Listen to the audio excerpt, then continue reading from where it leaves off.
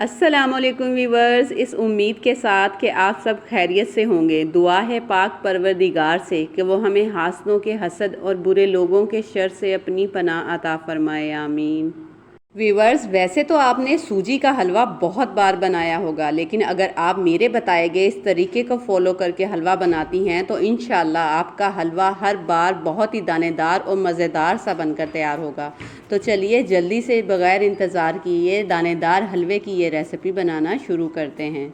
सूजी का ये दानेदार सा हलवा बनाने के लिए यहाँ सबसे पहले मैंने चूल्हे की फ्लेम को कर दिया है ऑन, और अब मैं एक सॉस पैन में तकरीबन 1.5 कप के करीब पानी शामिल करूँगी। पानी शामिल करने के बाद अब मैं इसमें 1 कप चीनी डाल के इसे इतना पकाऊंगी कि चीनी इसमें अच्छे से मिक्स हो जाए। हमने इसका तार वाला शीरा तैयार नहीं करना, बल्कि सिर्फ चीनी को इसमें मिक्स करना है और पानी में बॉयल आने का वेट करना है। मैं ये रेसिपी बनाने के लिए मेजरमेंट वाले कप का इस्तेमाल कर रही हूँ। आप चाहें तो इसकी जगह कोई नॉर्मल मीडियम साइज़ का चाय वाला कप भी इस्तेमाल कर सकते हैं, लेकिन फिर आप तमाम चीज़ों की मिकदार उसी कप के हिसाब से लेंगे। जब तक यहाँ पानी में बॉयल आता है और चीनी अच्छे से मिक्स होती है, हम दूसरी तरफ एक कढ़ाई में सूजी की भुनाई कर लेते हैं। यहाँ मैंने कढ़ाई में 1 कप मेल्टेड घी लिया है। अब मैं इसमें 1 कप भर के सूजी का शामिल कर दूँगी। घी में सूजी शामिल करने के बाद अब मैं चूल्हे की फ्लेम को लो करते हुए इसे लाइट गोल्डन होने तक भुनाई करूँगी। इस दौरान हम सूजी में मुसलसल चम्मच चलाते रहेंगे ताकि हमारी जो सूजी है वो जले नहीं और इसकी बहुत अच्छी सी भुनाई हो सके। दूसरी तरफ मैंने जो पानी में चीनी डाल के बॉईल करने के लिए रखा था, वो भी चीनी अच्छे से मिक्स हो गई है और उसमें बॉयल आ गया है। अब मैं इसे इस तरीके से मिक्स करते हुए चूल्हे की फ्लेम को बंद कर दूँगी।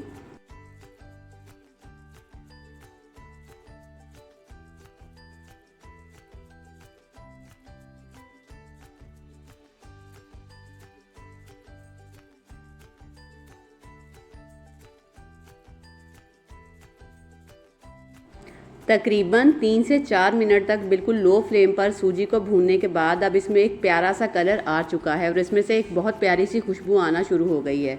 अब मैं इसमें कुछ बारीक कटे हुए ड्राई फ्रूट्स शामिल कर दूंगी। आप यहाँ ड्राई फ्रूट्स का इस्तेमाल अपनी मर्ज़ी से कर सकते हैं।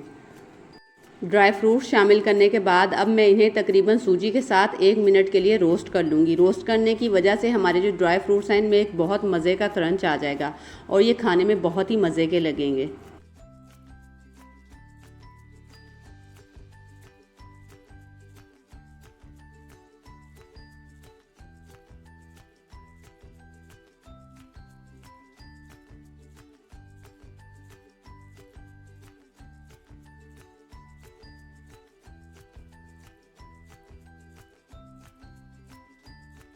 ड्राई फ्रूट्स को सूजी के साथ तकरीबन 1 मिनट तक रोस्ट करने के बाद अब मैंने जो चीनी वाला पानी बॉईल करके रखा था उसे मैं इस सूजी में शामिल कर दूंगी।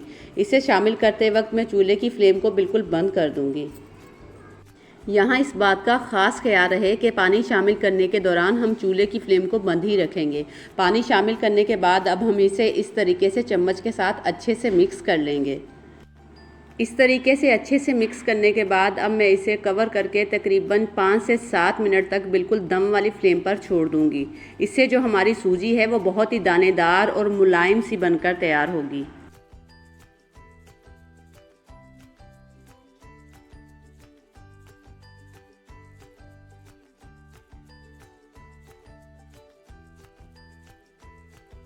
तकरीबन 5 से 7 मिनट तक दम पे रखने के बाद आप देख सकते हैं कि हमारी ये मज़ेदार और खुशबूदार सी दानेदार सूजी बनकर तैयार है। अब हम इसे इस तरीके से मिक्स करते हुए तकरीबन 1 मिनट तक पकाएंगे और इसे सर्व करेंगे। जब तक यहाँ मैं हलवे को मज़ीद 1 मिनट के लिए भून रही हूँ, अगर आपने अभी तक मेरे चैनल को सब्सक्राइब नहीं किया तो जल्दी से जाके मेरे चैनल को सब्सक्राइब कर दें और नीचे बने हुए बेल आइकन को भी ज़रूर प्रेस कर दीजिएगा ताकि आपको मेरी आने वाली वीडियोस का नोटिफिकेशन मिल सके। उम्मीद है आपको मेरी ये आज की दानेदार हलवे की रेसिपी ज़रूर पसंद आई होगी। आप भी अपने घर में ये सूजी का दानेदार हलवा ज़रूर ट्राई कीजिएगा और अगर रेसिपी अच्छी लगे तो मुझे कमेंट बॉक्स में ज़रूर बताइएगा। इसी के साथ मुझे अगली रेसिपी तक के लिए इजाज़त दीजिए। अल्लाह हाफिज़।